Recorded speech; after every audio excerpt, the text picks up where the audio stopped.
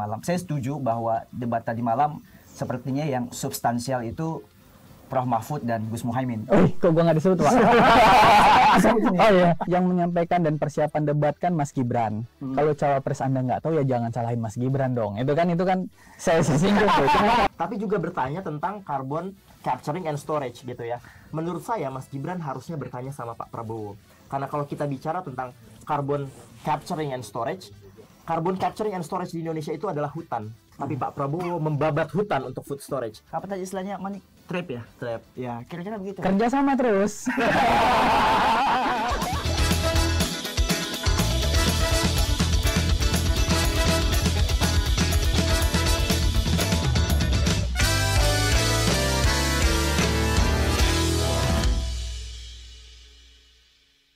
Halo, balik lagi di Titik Temu bersama gue Rifki Rahman. Jadi juru temu, kali ini kita akan bahas soal debat cawapres yang sempat kejadian semalam. Kita membahas lagi sama jubir-jubir muda. Langsung gue kenalin, ada jubir dari AMIM, ada Mas Ismail Bahtiar. Oh, langsung tangannya ya, langsung. Tanpa bicara, langsung tangannya. Kemudian lagi-lagi Belmondo Scorpio. Lagi-lagi. Dan yang terakhir ada Manik, gue lupa nama belakang lu, selalu gue harus baca, sorry ya guys, Manik Margana Mahendra. Panjang ya namanya. Oke. Kalau gitu kita akan langsung mulai untuk ngebahas beberapa hal. Pertama, gue pengen nanya nih, gimana rekapan semalam gitu dari kandidatnya masing-masing. Gue mulai dari 02 karena ini sesuai dengan apa yang dilakukan KPU semalam. Silakan, Belmondo. Pertama dari gue ya, dari juru bicara, karena cawapres gue tadi malam keren banget. Dan gue ingin sedikit rangkum tentang apa yang disampaikan oleh Mas Gibran. Sebelumnya kan memang Mas Gibran ini dikenal sebagai di underestimate lah, karena ngomongnya sedikit-sedikit, bahkan sempat pernah diundang untuk debat-debat yang nggak ofisial, kemudian dia tidak hadir karena ada janji. Kemudian orang berpikir bahwa Mas Gibran itu tidak menunjukkan cara melemparkan gagasan yang baik, tapi tadi malam beliau itu menggunakan diksi-diksi yang menarik, menggunakan logika yang runtun dan penyampaian sesuai tema seperti ekonomi kerakyatan, ekonomi digital, UMKM dan sebagainya itu dengan baik. Dan kami juga mengapresiasi sebenarnya dari Cawapres 01 Caimin dan Cawapres 03 Prof Mahfud. So far kami melihat Mas Gibran tadi malam oke dan baik banget. Cukup. Oke, kayak Pak Mahfud. Udah cukup, Selesai. Gue lempar kalau gitu ke jubir Pak Mahfud sekarang. Silakan. Ya, kalau kita sih melihat Pak Mahfud ini tentu paling konsisten ya. Dia bertahan pada kapasitasnya sebagai orang yang paham hukum. Dia bicara juga bahwa masalah ekonomi itu juga bisa diselesaikan dengan kepastian hukum. Dan kita sama-sama mengetahui bahwa Prof Mahfud pun juga bicara sampai ke level-level grassroots. Ia bicara tentang masalah pinjol, ia bicara tentang masalah hal-hal yang dirasakan oleh masyarakat. Dan masalah ekonomi kerakyatan ini tentu adalah hal yang akan dibawa oleh Ganjar Mahfud, jelas. Dan saya sangat percaya diri juga bahwa Prof Mahfud ini yang paling bisa memaknai perdebatan ini sesuai dengan arah dan konteksnya gitu ya. Nggak tiba-tiba menyampaikan sesuatu di luar konteks, kemudian ditanyakan hingga akhirnya kita kebingungan. Ini masuk temanya apa, atau jangan-jangan sebagai sebuah cara gitu ya, trap segala macam ya, yang digunakan untuk entah itu menjatuhkan atau ya kita lihat saja hasilnya seperti apa nanti. Tapi yang saya suka dari Prof Mahfud adalah beliau ini sekali lagi sangat konsisten dengan narasi dan gagasannya, dan ini yang bisa kita lihat dari Ganjar dan Mahfud. Keduanya sama-sama menyampaikan visi misi secara jelas, dan tentunya visi misi ini juga bisa secara visible dilakukan. Oke. Tadi lo sempat ngomong masalah trap ya. Trap, itu kayak trap. nyelepet 02 sebetulnya. Tapi karena ini ngomong selepet, gue harus fokus ke 02. Gimana semalam penampilan Caimin? Gus Muhaimin sangat tampil prima. Beliau menyampaikan seluruh gagasan, narasi, rekam jejak, karya yang telah dibuat. Dan rasanya dari seluruh isi perdebatan tadi malam, yang menyampaikan ini dengan bahasa paling kerakyatan itu Gus Muhaimin. Menyinggung soal ketidakadilan, menyinggung soal prinsip kesetaraan, menyinggung soal bagaimana keberpihakan pemerintah. Semuanya disampaikan dengan bahasa yang sangat merakyat. Jadi kalau kita mengamati tadi malam perdebatan, ini kan sejumlah kandidat menyampaikan dengan bahasa yang rumit. Kita perlu ingat loh, ini mayoritas penduduk kita ini banyak pendidikannya menengah ke bawah. Jadi apa yang disampaikan Gus Muhaimin sangat memahami kondisi rakyat. Gue akan lanjut ingin membahas soal temanya ya. Ini kan temanya banyak banget. Betul. Dan itu kan satu hal yang cukup teknikal ya, semua tema-tema itu. Tapi dari tema-tema yang teknikal tadi, sebetulnya apakah message-nya atau poinnya itu nyampe nggak sih ke masyarakat? Gue ke 01 lagi. Saya ngambil satu sikap yang terus dibangun oleh paslon kami, Pak Anies Baswedan dan Gus Muhaimin, bahwa ada satu kondisi di mana bangsa kita sedang tidak baik-baik saja.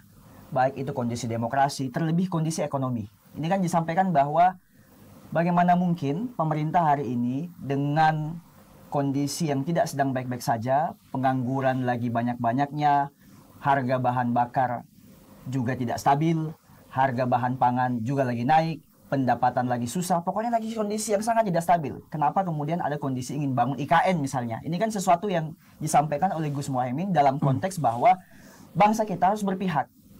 Kemarin juga sempat disinggung oleh Gus Muhaimin terkait dengan bagaimana investasi asing masuk ke negara kita dan sama sekali tidak ada keberpihakan.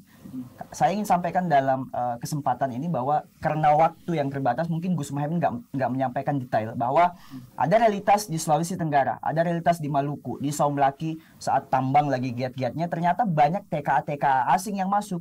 Justru warga lokal yang ada di sana hari ini sangat menjadi korban daripada masuknya investasi ini. Nah, kita mau prinsip itu kemudian dihadirkan oleh pemerintah melalui mekanisme perubahan yang kalau mandatnya 2024 diberikan kepada kami, semuanya akan kami ubah.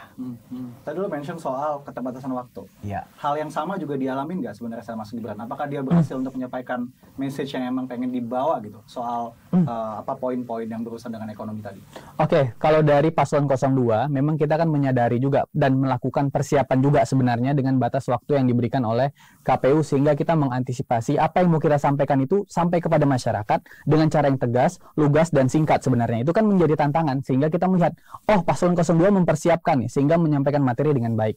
Itu yang pertama terkait dengan waktu. Yang kedua terkait dengan yang saya ingin sampaikan juga. Ini kalau kita perhatikan tentang pembangunan, Mas Gibran kemarin itu juga sampaikan bahwa kita resilience di angka 5% dalam pertumbuhan ekonomi.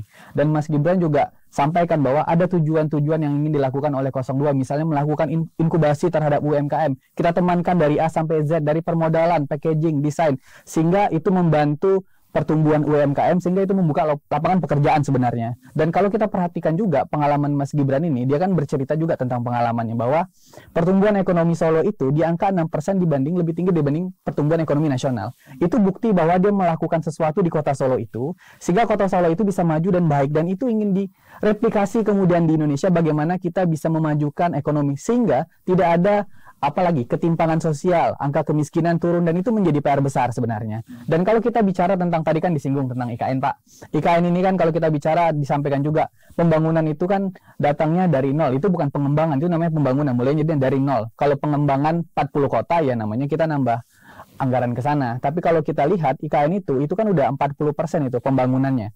Dan pemerintahan Pak Jokowi itu udah transparan banget tuh melihat pembangunan itu terjadi dengan tujuan bahwa kita ingin menjadikan itu sebuah simbol kebangsaan, kita ingin menjadikan itu sebuah kota baru sehingga terkoneksilah antara Kalimantan satu dengan Kalimantan lainnya sehingga ini menjadi mimpi besar bangsa. Itu kan menjadi poin tuh yang disampaikan sehingga itu digunakannya 20% nggak memberatkan APBN karena kita juga menggunakan skema yang datang dari investasi dan swasta. Kan gambarannya kira-kira begitu. Dan kalau kita bicara juga dengan apa yang disampaikan Mas Gibran, yang menariknya adalah Mas Gibran itu menyinggung tentang ekonomi digital, hilirisasi digital, menyinggung tentang blockchain. Ini yang saya sebut dengan anak muda yang seperti Mas Gibran ini sangat melek dengan teknologi sebenarnya. Sehingga dia tahu perkembangan dan perubahan zaman dan melihat kualitas SDM yang untuk bekerja di masa depan itu seperti apa. Makanya dia future skill. Dan menurut kami itu adalah hal menarik dan salah satu cawapres yang menyinggung tentang perkembangan zaman dan digitalisasi ya Mas Gibran. Dan saya melihat itu hal yang luar biasa yang disampaikan oleh Paslon 02 tadi malam, kira-kira begitu. Gue ngelihat kayaknya Ismail udah gatal. Gue sorry lagi harus adil. Gue harus ke kosong. Jadi menurut Manik, apakah pesan yang emang ingin disampaikan oleh Prof Mahfud itu akan dengan mudah diterima dan dicerna oleh masyarakat? Tentu ya, karena kami melihat sebenarnya seperti ini. Kalau kita bicara konsepnya debat terlebih dahulu, memang berekspektasi bahwa semuanya akan terjawab di dalam debat itu pun juga menurut saya mustahil gitu ya. Makanya kita juga menyiapkan konsep-konsep visi misi yang bisa dibaca juga, tapi dalam konsep perdebatan yang sebenarnya ingin dilihat adalah bagaimana framework berpikir calon-calon pemimpin kita, pemahaman mereka tentang suatu isu, dan kemudian mereka menarasikannya dalam bahasa yang dipahami oleh masyarakat dan dirasakan oleh masyarakat. Itulah yang dilakukan oleh Prof. Mahfud, dan juga beliau menyampaikan ini dalam berbagai macam konteks gitu ya. Kita bicara tentang levelnya investor gitu, kita bicara dalam levelnya adalah pengusaha, kita bicara levelnya pada perbaikan di tingkat ASN gitu ya, atau bicara tentang kebutuhan dan kepentingan dari masyarakat gitu. Nah, hal yang menurut gue cukup baik dari Prof. Mahfud adalah beliau selalu konsisten membawa narasi tersebut. Bahkan Prof. Mahfud juga yang paling ambisius untuk bicara tentang pertumbuhan ekonomi sampai dengan 7% gitu ya. Yang selama ini memang menjadi challenge kita apabila kita ingin mencapai tadi bonus demografi dan lain-lain. Nah, narasi yang kemudian juga menurut gue baik adalah ketika Prof. Mahfud dan tentu tim Ganjar Mahfud ini berhasil menjelaskan bahwa masalah kita itu adalah bagaimana kita melakukan percepatan, bagaimana kita menyelesaikan masalah-masalah yang dilakukan sebelumnya. Sementara hal ini tidak begitu terjawab oleh narasi perubahan yang ternyata juga masih ada menyinggung tentang masalah-masalah yang sudah dilakukan hari ini. Misalnya perubahan tapi mendukung Omnibus Law Cipta Kerja juga misalnya, atau perubahan tapi bicara IKN tapi malah membangun 40 kota misalnya gitu ya, atau upaya melanjutkan yang ternyata kalau kita perhatikan dari apa yang Mas Gibran sampaikan gitu ya, itu adalah kondisi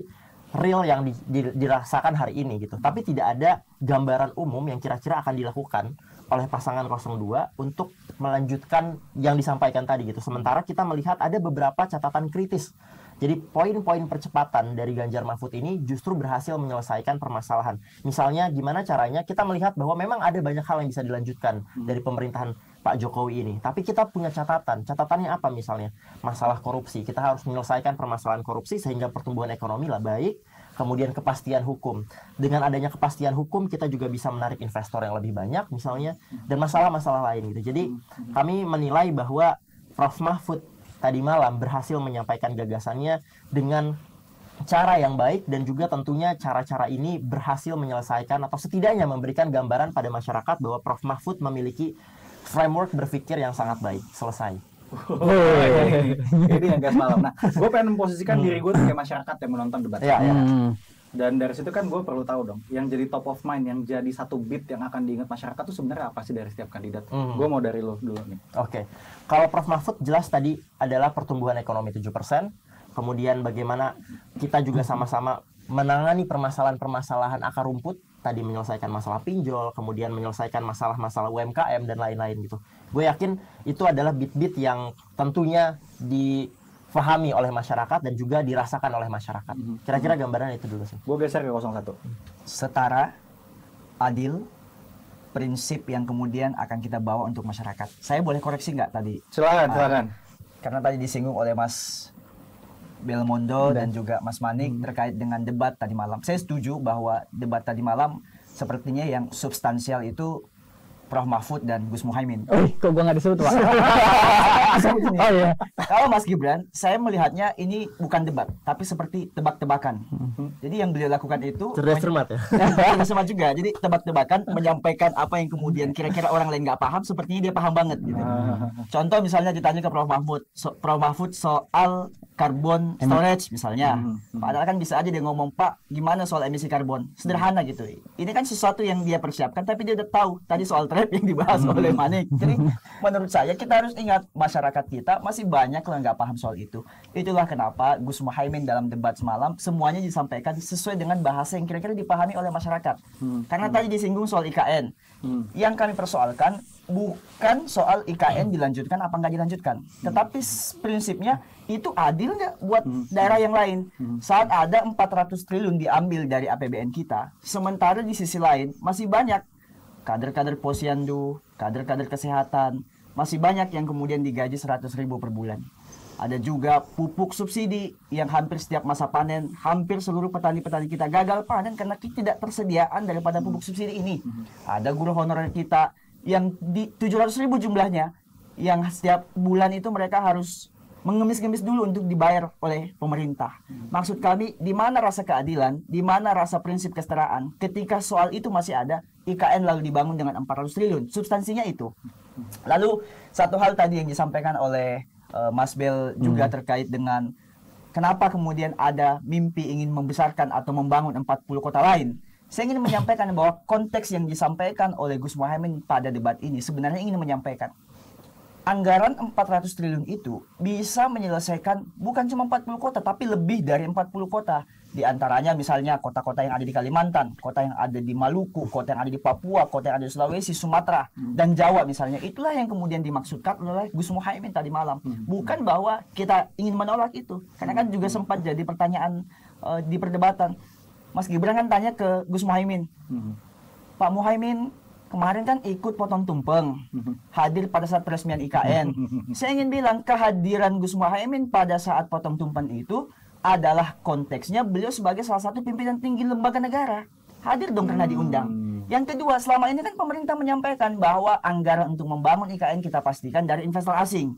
Akhirnya Mas Gibran ngomong, silakan Prof Mahfud googling, cari hari ini investor sudah masuk. Saya coba googling, ternyata yang muncul pernyataan presiden menyampaikan kita masih kesulitan menemukan investor asing. Lalu di mana kemudian uang itu diambil? Apakah harus mengorbankan APBN kita saat masih banyak masalah bangsa kita? Yang gue lihat di sini ya, sebenarnya lu nggak usah kerja banyak, udah dibelain juga sama. Sebenarnya, gue tadi bingung, kok dibelain juga? Kok gue bingung aja? Kayaknya kompak banget gitu loh. Kemarin gitu juga. Enggak, ini untuk menyampaikan bahwa yang disampaikan Mas Gibran itu masih perlu banyak kita lakukan koreksi. Bukan salah, tetapi koreksinya masih perlu kita lakukan. Salah satunya misalnya tadi soal apa yang kemudian dicanangkan oleh paslonnya Mas Bel terkait dengan melakukan apa tadi itu UMKM itu istilahnya Mas Bel? UMKM naik kelas, Bukan yang soal akan dibangun hilirisasi digital, Future talents. future bukan, skill, akan dibangun inkubasi. Inkubasi. Oh, Ya. Loh, Jakarta udah lakukan itu. 370.000 lebih binaan UMKM selama Mas Anies memimpin DKI Jakarta itu berhasil. Jakpreneur itu adalah salah satu prototipe contoh yang dibawa ke semua daerah. Jadi baru dipikirkan oleh Paslon 2 sudah dilakukan oleh Mas Anies. Oke. Oke. Tapi gue mesti stop dulu di situ, Iya. karena gue harus kasih. Akhirnya gue dapat giliran juga. Pertanyaan sama. Oke, Jadi siap. sebagai masyarakat, apa yang bisa jadi, apa yang bakal muncul pertama kali kalau misalnya debat semalam? Kalau kita perhatikan dari apa yang disampaikan oleh Mas Gibran jelas keberlanjutan dan penyempurnaan. Itu ya, itu garis besar apa yang ingin disampaikan oleh Mas Gibran. Dan satu lagi gue ingin menyinggung. Yang menyampaikan dan persiapan debat kan Mas Gibran. Kalau cawapres Anda nggak tahu ya jangan salahin Mas Gibran dong. Itu kan saya singgung tuh. Jangan salahin gue ya. Jangan nyalahin kita dong. Salahin cawapresnya yang nggak tahu. Sabar. Gue mau. Nanti Berarti yang diingat itu bukan Sabar. yang diingat itu SGI-nya ya. Gue pengen nyinggung dikit.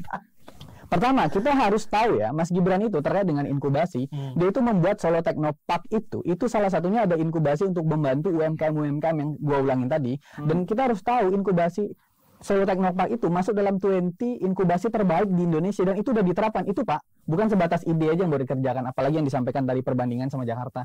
Itu udah terjadi dan itu sudah dilakukan. Dan itu Mas Gibran, kalau kita bicara dengan, ini kan kalau gambaran orang ini biasa, Mas Gibran ini kan dapat privilege nih, karena dia anak presiden, kemudian dia bisa membangun Solo dengan baik. Datanya bilang, penggunaan anggaran dan proyek strategis nasional paling besar itu di zaman Pak FX Rudi dibandingkan Mas Gibran. Tapi kan Mas Gibran berhasil membuat Solo itu lebih baik. Jadi logikanya di mana kalau misalnya Mas Gibran itu dapat privilege, sedangkan sebelumnya itu anggarannya lebih besar, proyek strategis nasional lebih besar, sedangkan Mas Gibran nggak lakukan itu. Tapi Mas Gibran bilang kita bisa lakukan kolaborasi konkret nih. Kalau gua ceritain tentang apa yang dilakukan oleh Mas Gibran. Jadi ketika ada SMK di Solo di tempatnya Mas Gibran, itu dia tuh masuk tuh datang. Gua cerita sedikit terus datang ke sekolah itu melihat ternyata komputer di sana nggak update katanya. Dan dia lihat ini kan nggak bisa nih menggunakan APBD kota, ini kan biasa kan SMK, SMA itu diatur oleh provinsi gitu. Sehingga dia melihat gimana sih solusi yang ingin dilakukan. Nah, Mas Gibran kan selalu bilang tuh dalam debat kemarin bahwa kita harus melakukan kolaborasi dengan pihak-pihak swasta, CSR, sehingga membantu kita.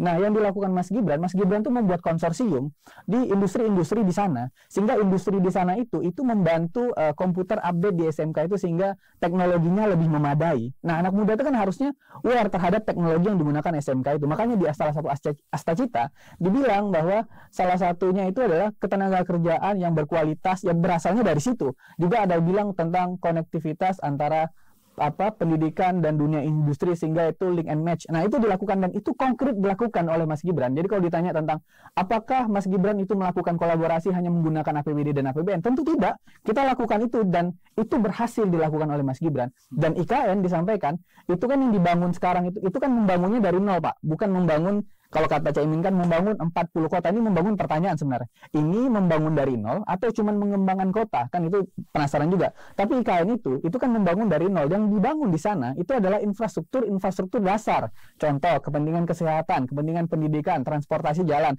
Sehingga itu menjadi barang stimulus untuk investasi di sana. Dan memang benar di sana tuh udah ada dealing untuk investasi seperti dari Mayapada, kayak Mas Gibran bilang, Agung Sedayu, sehingga itu bisa terlaksana dengan baik. Dan kalau kita baca data lagi, Mas Gibran tuh bilang bahwa kita nih jangan sampai Jawa sentris lah. Datanya bilang 54% pembangunan udah mulai di luar Jawa. Sehingga kita ingin lakukan pemerataan di setiap daerah tadi. Dan itu visi besar yang ingin dibawa oleh Paslon 02. Dan terkait masalah-masalah ekonomi digital, ini kan nggak disinggung juga oleh kedua pihak ini tentang keamanan data, cyber. Mas Gibran lakukan itu di Solo Technopark tentang harus pengamanan data kita, memperkuat cyber defense. Dan yang dibahas malah pinjol, terkait judi online. Pertanyaannya kan kayak gambar moderator kemarin, ini gimana tentang pengamanan data? Dan hanya Mas Gibran yang jawab tentang pengamanan data itu, tentang digitalisasi itu, dan itu concernnya sama anak muda banget. Dan menurut gua sedikit bangga dengan Capres 02 dan Cawapres 02 ini karena mereka menyampaikan sesuatu yang memang sesuai dengan zaman, bukan menyampaikan sesuatu yang sifatnya lawas aja tapi nggak tahu konkret arahnya kemana. Kira-kira dari gua begitu. Sorry. Kalian gini. Oke. Ini saya akan minta tanggapan kalian. Nanti. Terima kasih Bang. Memang nanti tadi klaim sendirian itu juga dibantuin sama Ganjar. Oke, ini kita geser dulu bentar. Kita akan geser. Gua akan nyebutin satu statement yang sempat keluar dari Cawapres malam. Nanti gue akan minta dari dua jubir rivalnya untuk komentarin gitu. Jadi kalian bisa nih sekalian ngomongin apa yang gue diserang terus. Gue lempar terus udah gatel. Kita dinahan aja. Oke, jadi gue pengen dari Caimin dulu. Jadi nanti Belmondo sama Manik bisa ngerespon. Lu nanya dia tetap nyerang gue, Pak. Coba tes. Jadi intinya yang melekat adalah salah satu statementnya soal Slepetnomics. Ini kan terminologi baru. Oh iya. Dan bagaimana slepet itu digunakan untuk menganalogikan berbagai macam hal di berbagai sektor.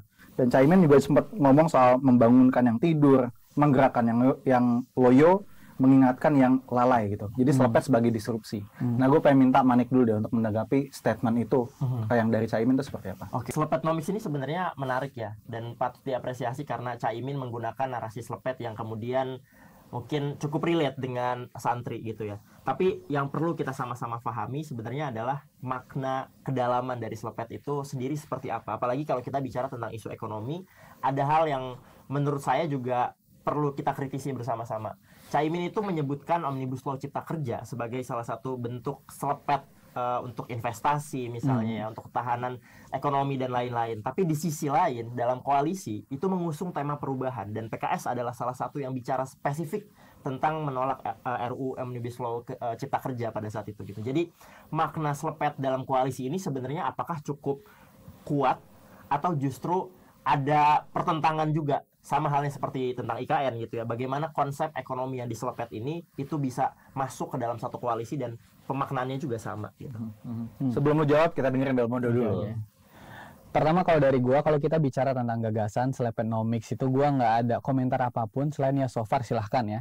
Dan kalau kita bicara dulu kan 01 bilang gimmick gemoy, ini ternyata pakai slepet juga untuk gimmick di debat Cawapres kan. Ini aneh juga gua lihat. Tapi monggo gue sekali kata. Itu yang pertama. Yang kedua terkait kalau gua perhatikan secara garis besar memang Slepetnomics ini sama juga sebenarnya dengan perubahan.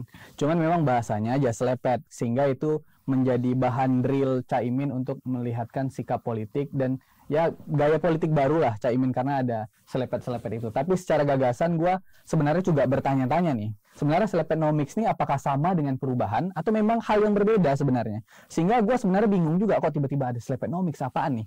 Pas gue dengar pemaknaannya, oh ini sama juga dengan gambaran tentang perubahan gitu. Apakah ini cuma nambah-nambah pemaknaan atau gimana? Gue tolonglah jelasin gitu dari gue. Silakan Pak Ismail langsung. Ya. Jadi slepet dan Slepetnomics itu saya sampaikan dulu ke Mas Bel bahwa itu bukan gimmick, Mas. Oh iya, iya. Itu adalah gagasan, Oke. itu adalah narasi, itu adalah ide yang memunculkan bahwa ini adalah konsep yang dibawa oleh beliau sebagai santri, sebagai negara Islam terbesar. Kita perlu ingat, bangsa Indonesia ini adalah mayoritas penduduk muslim terbesar di dunia. Tetapi realitasnya bahwa ternyata hampir seluruh produk-produk halal, produk-produk muslim itu masih kita impor dari luar. Artinya apa? Harapan kita dengan Slepeconomics ini bisa memberikan image yang baik bahwa karena adanya komposisi kita sebagai populasi negara muslim terbesar, maka kita mau menguasai ekonomi dunia dengan konsep syariah misalnya, ekonomi syariah misalnya. Justru yang saya ingin sampaikan bahwa ide ini, gagasan ini, narasi ini sangat membumi. Kenapa saya bilang membumi? Akhirnya ini membangunkan, sama seperti yang kemudian disampaikan Manik tadi. Apa sebenarnya yang mau dirubah? Ini kan ada tadi malam seru juga terkait dengan apa yang disampaikan Prof. Mahfud soal korupsi. Boleh nggak saya bahas sedikit? Prof. Mahfud kan sampaikan bahwa legislatif, yudikatif, eksekutif, semuanya ada kasus korupsinya. Dan akhirnya ini mengancam ekonomi kita, mengancam investasi kita. Yang saya lihat di situ justru Prof. Mahfud mengkritisi Prof. Mahfud. Karena beliau ini salah satu, kenapa? Iya, oke, lanjut. Iya nggak? Silakan lanjut. Prof. Mahfud ini kan sebenarnya yang menyelenggarakan ini. Jadi maksud saya, inilah yang kemudian yang ingin diselepet. Termasuk, kalau Gibran sebenarnya mau diselepet juga. Kenapa yang diselepet? Gini loh, saat rakyat sedang susah, saat masyarakat masih banyak kemudian yang tidak terpenuhi kebutuhan substansinya, kenapa justru IKN ini kok dibangga-banggakan banget? Kenapa justru mau membangun satu proyek mercusuar, proyek ambisius, sementara masih banyak tugas-tugas kita yang lain? Itulah yang kita pengen selepet. Sayang saya nggak bawa sarung. Nah, iya. Oke, kalau dulu gue akan lanjut ke statement kedua dari paslon 02 dari Cawapres. Ini kan banyak banget yang anggap bahwa yang dikeluarkan Gibran semalam itu adalah buzzword aja gitu. Kata-kata yang akhirnya terlihat pintar. Misalkan kayak hilirisasi digital, future talents. Habis itu juga ada SGEA. Dia nyebutnya SG-nya bahasa Inggris, EA-nya bahasa Indonesia. Nah itu gue akan minta tanggapan mungkin dari Ismail dulu deh. Ya, jadi sebagai sesama anak muda, saya tentu saja mengapresiasi sebenarnya. Jadi mengapresiasi bahwa ternyata hasil latihan, hasil simulasi nggak mengkhianati hasil. Jadi ini kan Mas Gibran ngomong di awal tuh bahwa kita sudah simulasi. Artinya simulasi untuk perdebatan masuk itu barang. Tetapi substansi, nggak ada satupun substansi yang menyentuh hati rakyat. Kenapa saya bilang nggak menyentuh hati rakyat? Persoalan-persoalan yang kemudian dirasakan hari ini, kesusahan, kemudian kesukaran menemukan lapangan kerja, itu tidak terselesaikan. Istilah-istilah itu saya melihatnya bahwa ini hanya semacam, apa tadi istilahnya, Manik? Trap ya? Trap. Ya, kira-kira begitu. Kerja sama terus. Makanya nih, gue kasih kesempatan menambah. Belum mau merespon. Oke. Ya, tadi juga kan dia nyerang gue itu. Oh ya, Lu jangan selalu merasa jadi korban sendiri. Itu kan yang selama ini dibentuk ya. Apa yang kita sama-sama lihat itu adalah sebuah pengkondisian. Gimana misalnya Gibran ngomongin asam sulfat, seolah-olah kan kita jadi memikir bahwa dia nih kayaknya nggak akan bisa debat gitu ya. Kita suka underdog story ya kan, masyarakat suka underdog story, dan saya patut mengapresiasi timnya Mas Gibran untuk berhasil menciptakan kondisi seperti itu sehingga ketika barnya very low ya, kita punya standar yang sangat rendah dalam debat cawapres ini, bicara SGIE, bicara carbon capturing dan storage gitu, orang-orang udah akan tepuk tangan gitu. Artinya biasa aja padahal ya. Biasa aja, bahkan dia tidak berhasil mengelaborasi itu sendiri. Nah, kalau kita bicara tadi gak cuman SGIE ya yang dibicarakan sama Mas Gibran, tapi juga bertanya tentang carbon capturing and storage gitu ya. Menurut saya Mas Gibran harusnya bertanya sama Pak Prabowo. Karena kalau kita bicara tentang carbon capturing and storage di Indonesia itu adalah hutan. Tapi Pak Prabowo membabat hutan untuk food storage. Jadi untuk food estate gitu ya. Jadi Pak Prabowo sendiri yang seharusnya ditanyakan oleh Mas Gibran. Karena kalau kita bicara tentang masalah karbon, harusnya kita bicara tentang carbon tax, which itu dimasukkan dalam visi misi kami ya di dalam Ganjar Mahfud. Jadi saya sangat penasaran sebenarnya seberapa paham Mas Gibran dengan buzzword-nya ini, karena buzzword yang kemudian didengungkan ke masyarakat itu tidak cukup menyelesaikan permasalahan yang mereka hadapi hari ini gitu. Kita perlu menyentuh masalah-masalah yang memang dihadapi, bukan kemudian uji cerdas cermat. Itu ini debat, bukan cerdas cermat. Bukan Itu yang perlu tebak-tebakan. bukan Nah. tebak-tebakan itu ya, bukan. Saling support ya. Nah, ini lagi dia selalu merasa sebagai victim gitu. Orang-orang selalu melihat gitu ya. Orang-orang selalu melihat, oh kayaknya Mas Gibran nggak akan bisa nih. Oh kayaknya Mas Gibran nggak jadi korban segala macam gitu. Ini juga yang menarik. Kalau kemarin debat Pak Anies dan juga Pak Ganjar itu berhasil gitu ya, debat substansial gitu. Kemudian ada tuh narasi-narasi dari tim Bapak yang bilang, ngapain debat, yang penting itu kerja. Kalau sekarang ini kan Mas Gibran dipuja-puja katanya ya. Jadi Mas Gibran ini bisa kerja atau enggak kalau misalnya hanya bisa debat yang mungkin cuma cerdas cermat ini gitu. Oke, dari gua ya. Mau tarik nafas dulu, Boy. Ini kayak banyak banget yang masuk ke kepala ya. Oke, pertama dari gua, ini kan lu bilang tadi ini seolah terdengar dengan hanya kata-kata doang gitu kan. Tadi teman-teman juga bilang ini sebenarnya yang dikeluarin Mas Gibran tuh kata-kata biasa aja sih sebenarnya. Terus kalau kata-katanya biasa kok cawapresannya nggak paham gitu loh. Itu dari saya tuh.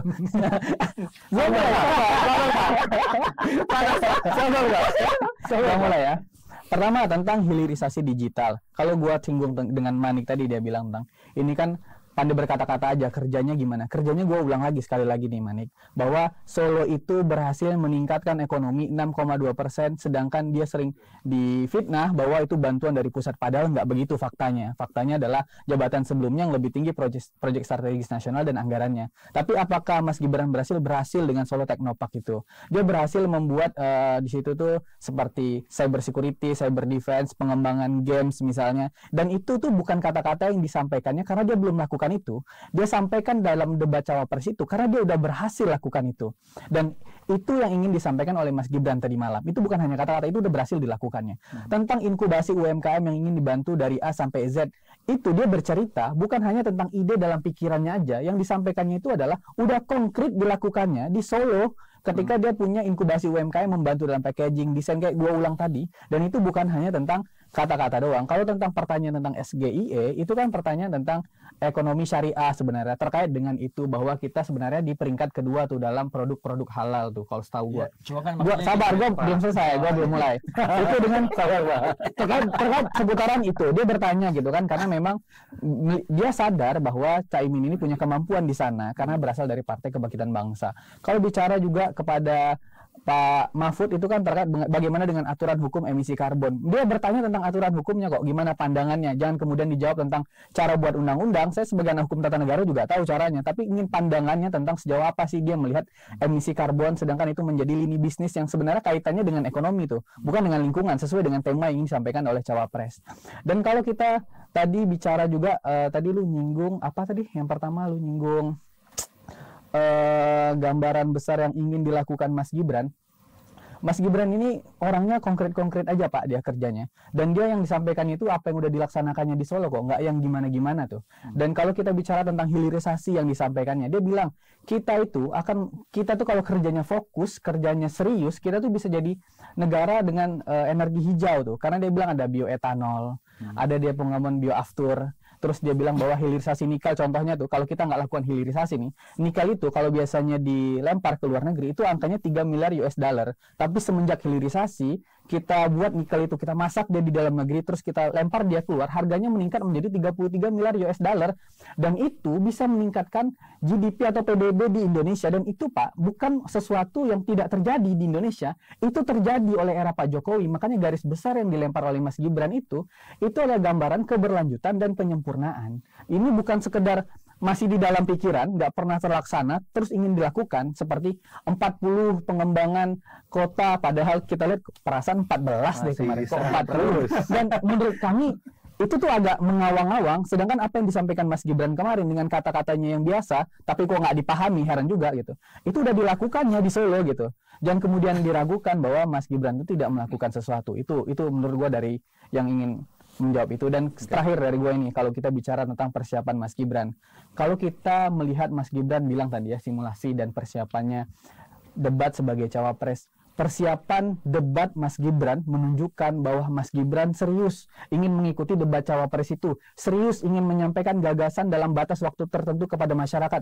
Dan kemudian perdebatan itu dipersiapkan, dibuat simulasi, tidak dihargai seolah-olah karena dia tidak pandai melakukan sesuatu. Karena dia sayang sama masyarakat lah dia mempersiapkan itu dan menyampaikannya kepada masyarakat dan melempar pertanyaan yang mungkin Gus Imin dan Prof Mahfud bisa jawab gitu. Jangan kemudian simulasi-simulasi yang dilakukannya ditertawakan. Yang salah itu kalau ingin melakukan debat cawapres tapi nggak mempersiapkan apapun, terus tiba-tiba di depan baca teks. Kalau Mas Gibran kan orang yang mempersiapkan itu dengan baik gitu kan. Kalau kira-kira dari saya begitu. Mohon maaf. Jadinya mau slide dikit.